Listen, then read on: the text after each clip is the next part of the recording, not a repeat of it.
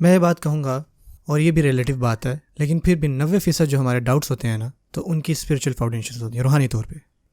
میں نے اپنی زندگی میں دیکھا ہے، میں اپنی مسٹیکس اور ایکسپیرینسز بتا رہا ہوں۔ 14 سال پہلے مسلمان ہوا، اور میں ان سے ڈیل کر رہا ہوتا ہوں جو مرتد ہیں، اسلام پر واپس آئے ہیں۔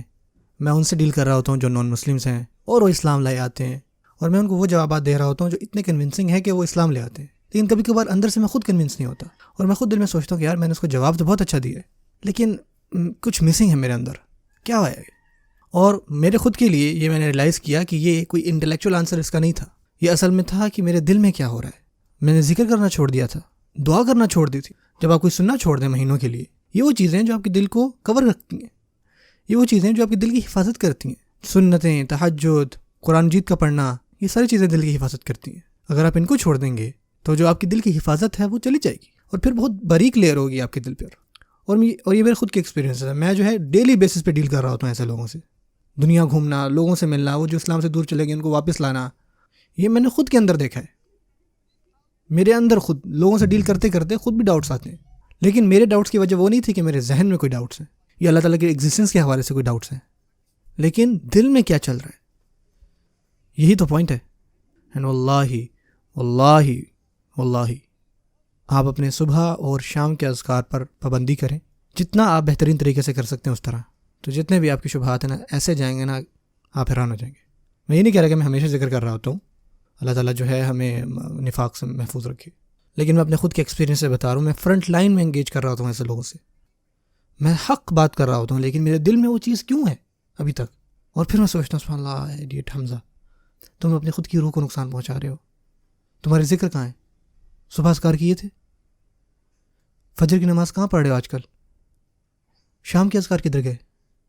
جب تم نے ذکر کیا تھا تو دھیان سے کیا تھا ذکر۔ بعض اوقات نا ہم ذکر کی توہین کر رہے ہوتے ہیں۔ النووی کی کتاب پڑھیں، کتاب الاذکار، وہاں سے پڑھیں۔ اب ہوتا نماز کے بعد ہم کیا کر رہے ہوتے ہیں؟ سبحان اللہ سبحان اللہ سبحان اللہ سبحان اللہ، AK-47 ذکر چل رہے ہیں یہاں پہ، سبحان اللہ سبحان اللہ سبحان اللہ۔ یہ کیا بات ہوئی بھلا؟ لوگ ایسا کرتے ہیں، ہم کرتے ہیں، ہم ذکر کی توہین کرتے ہیں۔ ذکر کے اندر روحانیت کہاں گئی آپ کی؟ آپ کی محبت کہاں ہے ذکر میں؟ اور نووی جو ہے وہ اس بارے میں کہتے ہیں کہ جب ذکر کرو تو آرام سے کرو۔ جب آپ کہتے ہیں نا سبحان اللہ، اس سبحان اللہ کو فیل بھی کریں۔ تو جب آپ کہیں نا الحمدللہ، تو اس الحمدللہ کو فیل کریں۔ اب یہ نہیں کہتے الحمدللہ یار زندگی بہت خراب چل رہی ہے، الحمدللہ یار زندگی میں کوئی برکت ہی نہیں ہے۔ اب میری بات سمجھ رہے ہیں؟ ہم کیا کچھ ہو رہے ہیں، کر کچھ ہو رہے ہیں۔ کوشش کریں کہ اپنا پورا دھیان جو ہے ان لفظوں پر لے کر آئیں، اپنا بہترین کریں، احسن طریقے سے کریں، ایکسیلنسی کے ساتھ کریں، اچھے طریقے سے کریں۔ آپ چلتے ہوئے کر سکتے، بعض اوقات آپ کام سے واپس آ رہے ہوتے ہیں تو آپ کر سکتے ہیں ذکر، سبحان اللہ سبحان اللہ سبحان اللہ، اللہ تعالیٰ کتنے پاک ہے، الحمدللہ۔ اور دوسری دعائیں جو ہیں، رضیت باللہ ربا وبالاسلام دینا وبمحمد صلی اللہ علیہ وسلم نبیہ، میں راضی ہوں اللہ تعالیٰ میرے رب ہیں اور میرا دین اسلام ہے، اور رسول اللہ صلی اللہ علیہ وسلم میرے نبی ہیں، میں اس بات پر راضی ہوں۔ اور یا بسم اللہ الذی لا یضر مع اسمہ شیء فی الارض ولا فی السماء وهو السمیع العلیم، اللہ کے نام سے، جس کے نام سے کوئی بھی آسمان اور زمین میں کوئی بھی چیز جو ہے وہ ضرر نہیں پہنچا سکتی مجھے، اور اس پر ایمان رکھیں۔